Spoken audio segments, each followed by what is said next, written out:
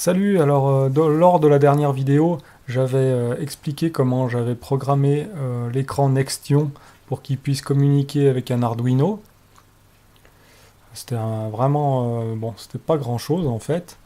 Et maintenant, je vais expliquer côté Arduino, qu'est-ce que le programme que j'ai pu faire pour qu'il puisse répondre à l'écran Nextion. Bon, sachant que, une petite parenthèse, je suis dans mon salon, j'ai deux chiens, alors je risque d'avoir un peu de bruit. Donc, on va commencer par les premières lignes. Alors déjà, string str reçu, ça en fait c'est pour déclarer une variable de type string, c'est-à-dire une chaîne de caractères qui peut être reçue par le port série. Voilà, str reçu, j'avais commencé à y développer sur Arduiblock, mais bon, Arduiblock c'est rigolo, mais en fait on est très vite bloqué. Alors j'ai continué avec l'interface normale en fait. Et il m'avait mis comme variable str reçu. Bon bah allez, laissons ça. Bah string reçu, bah oui, ça y est, je suis en train de comprendre. Ouais, c'est bien. Donc bah, c'est string reçu, c'est le nom de la variable, str reçu. Donc là, pas de soucis, on déclare une variable string. Après, bah, dans le setup du programme, du sketch, est-ce qu'il faut dire programme ou sketch? Bah, sketch, je pense, mais bon, en fait, c'est un programme. J'ai toujours un peu de mal avec ce terme. Moi, je développe des programmes. Allez. Bon, alors, serial.begin 9600, bah, en fait, c'est la vitesse du port série qui est réglée à 9600 en baud. C'est la vitesse de communication. Alors, serial.setTimeout 100, en fait, c'est la définition du temps de scrutation quand on utilise serial.readString. C'est pas ça que j'utilisais au départ. Moi, ce que je voulais, c'est recevoir une chaîne de caractères. Et j'arrivais pas, je recevais que caractère par caractère. Déjà, là, c'était embêtant. Et je me rappelle plus de l'instruction exacte que j'utilisais en serial. Mais j'ai trouvé readString, serial.readString. Et là, effectivement, en fait, on peut recevoir un mot entier, enfin une chaîne de caractères entière. Et en fait, serial.setTimeout, ça dit le temps de scrutation à partir du moment où apparemment on a reçu le premier caractère de la chaîne. Et en fait, là, il y aura une scrutation de 100 millisecondes. Et par défaut, par contre, on est réglé à 1000 millisecondes. Et c'est pour ça que en fait, ça me bloque l'Arduino. Ah, on entend un de mes chiens. Ça y est, ça commence. Bon, je disais donc serial.setTimeout. Ça définit un temps de scrutation par rapport au premier caractère de la chaîne qui est reçu.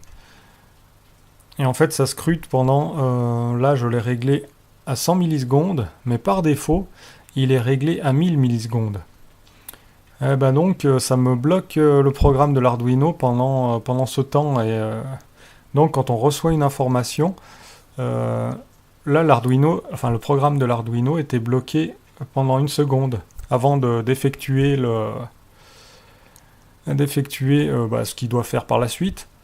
Et en fait, c'est ce que j'avais, et je le dis dans la vidéo précédente. Effectivement, j'avais un temps de pause de 1 seconde avant que la sortie s'active, ou s'éteigne d'ailleurs. Et ça venait de là en fait, j'ai trouvé. C'est bon de le savoir parce que j'ai un peu galéré là-dessus. De toute façon, je vais énumérer les endroits où j'ai galéré un peu. Donc, après, on a pin mode 8. Output, ça on définit le port 8 comme port de sortie numérique. En fait, j'ai même les commentaires, j'ai mis les commentaires à côté des lignes. Et j'essayerai de faire passer le programme, en fait celui-là il est tout petit. Et j'essayerai de faire passer le programme dans les commentaires, comme ça vous pourrez faire un copier-coller pour l'essayer. Voilà, c'est tout pour le setup du programme. Après on a le void loop. Hop, on se déplace. Alors, on a toujours la fameuse variable string qui a été déclarée au début du... On va appeler ça un programme, allez. Au début du programme. Et en fait, tout ce qu'on recevra sur le port série sera mis dans cette variable. En fait, la chaîne de caractères qui sera reçue sera mis en mémoire dans cette variable. Donc ben voilà, on scrute le port série jusqu'à recevoir une chaîne de caractères, c'est ce qu'on fait là. Ensuite, on arrive sur un if, une condition. Bon, j'ai pu me débrouiller, moi j'ai surtout fait du basique, alors toutes ces parenthèses, je ne sais pas exactement à quoi elles correspondent, elles doivent avoir une signification, je les ai laissées telles quelles.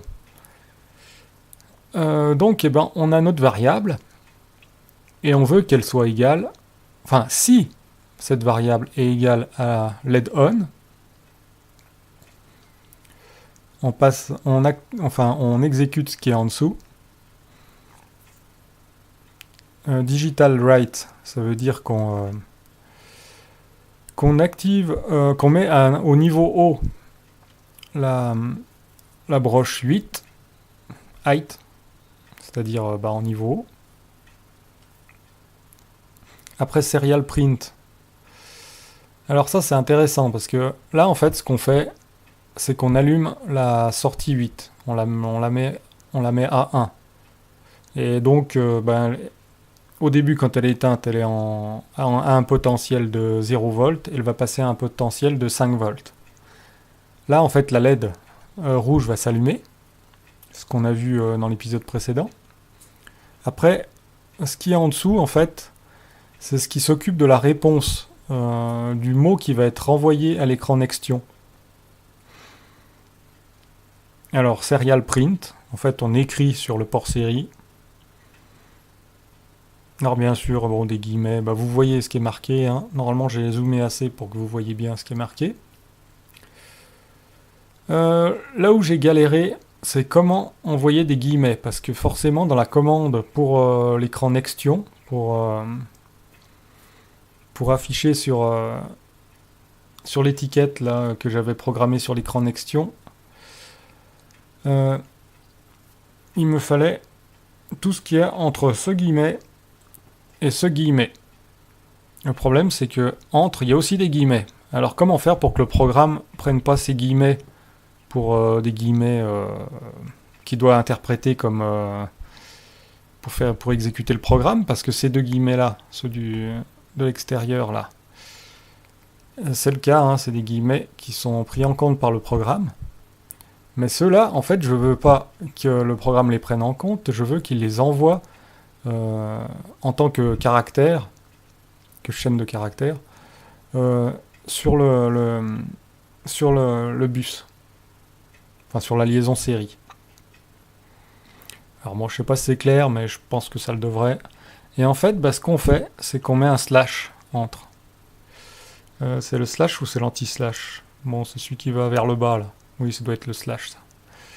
Et en fait, si on met le slash avant les guillemets, le programme les prend pas comme des guillemets qu'il doit interpréter, mais plutôt comme un caractère qui va être envoyé. Et ça, j'ai galéré un moment pour le trouver sur Internet. Pour ceux qui savent ou qui ont l'habitude, ça paraît logique, mais bon, pour moi, j'avais jamais utilisé ce genre de truc. Et on appelle ça des caractères d'échappement. En fait, ça dit au programme de l'interpréter comme un caractère et pas comme une syntaxe du programme. Yo, j'espère que j'ai été clair. Donc là, ça concerne la fenêtre de texte T0.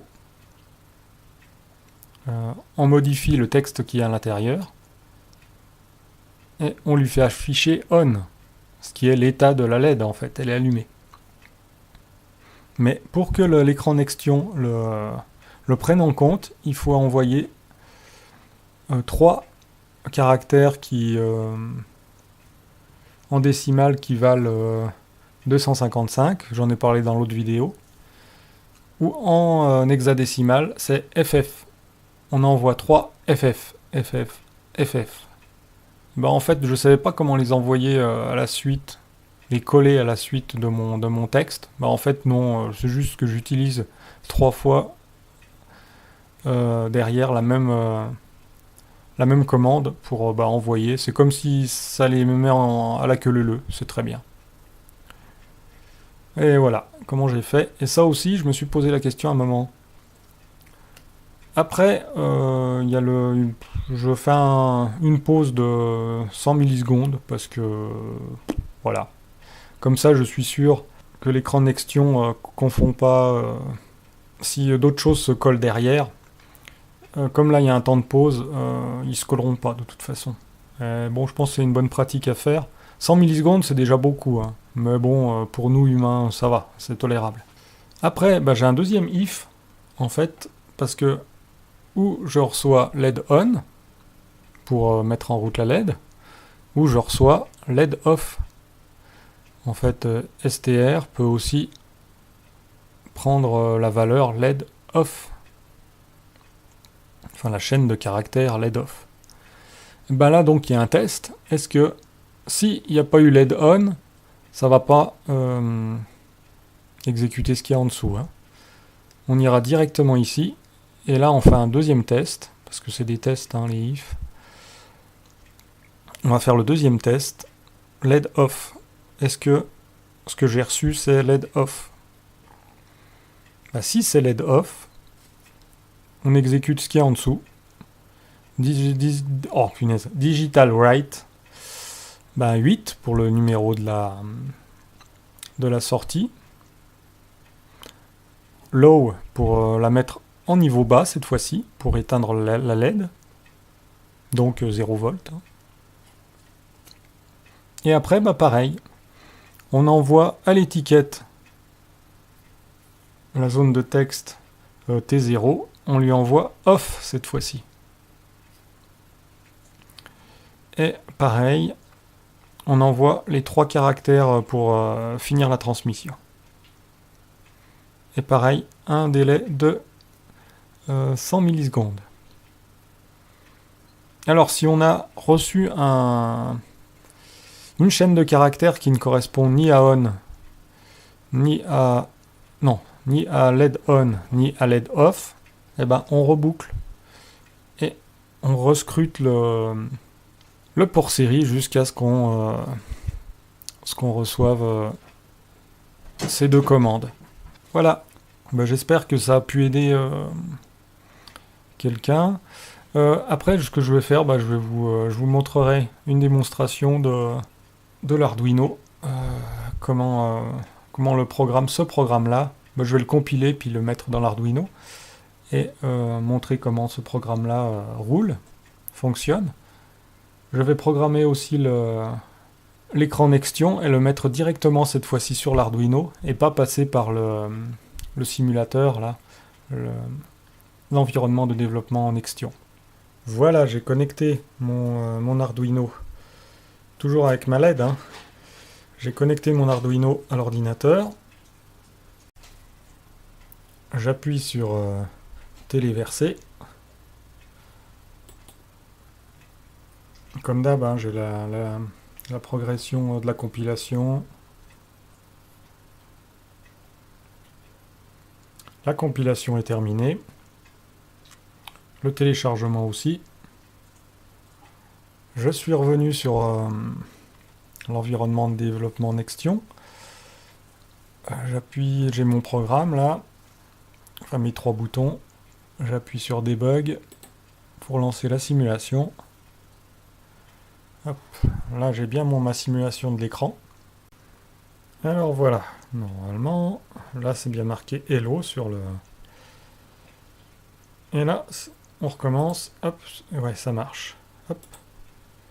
Et par contre, vous voyez que là cette fois-ci, avec ma correction, j'ai plus cette latence que j'avais là quand je mettais en marche, quand j'arrêtais. Ça me mettait une latence d'une seconde, qui n'y est plus. Donc ok, c'est très bien, c'est super réactif. On a bien l'état de la LED qui est marqué sur l'écran. C'est génial. Là maintenant, je vais télécharger carrément ce programme sur l'écran Nextion. Et puis on va voir ce qui se passe. Voilà, alors j'ai téléchargé le programme dans l'écran Nextion. Je l'ai branché à l'Arduino. Alors pour les connexions, j'ai le fil noir qui est sur la masse de l'Arduino, qui correspond au moins. J'ai le fil rouge du Nextion qui est sur le 5 volts, une sortie 5 volts de l'Arduino. Et j'ai le bleu qui est le TX que je mets sur le RX de l'Arduino. Attention, faut pas confondre. En fait, le bleu, faut pas confondre non plus, c'est pas le moins, hein. C'est le noir. Et j'ai le jaune de l'écran Nextion que j'ai mis, qui est le... faut pas que je me trompe, le RX que j'ai mis sur le TX de l'Arduino, pour pouvoir échanger les informations, donc. Voilà, il est bien connecté, on va pouvoir essayer. Donc j'ai l'Arduino qui est encore connecté à l'ordinateur, mais en fait c'est juste pour l'alimenter en courant. Il reçoit du 0,5 volts par le port USB, on pourrait l'alimenter autrement, hein, pas avec une pile. Mais pour l'instant c'est plus pratique. Et donc là on va pouvoir essayer. J'ai bien mes 3 boutons, enfin ma fenêtre de texte et mes 2 boutons on-off sur l'écran Nextion. On verra bien sûr pas très bien parce que le rétroéclairage flash un peu sur la vidéo. Là, quand on appuie sur on, hop, on a bien la LED qui s'allume. On appuie sur off, on a bien la LED qui s'éteint. Avec la même réactivité qu'en simulation. Donc pas de souci, ça marche très bien. Voilà, c'est un premier pas. Voilà, salut!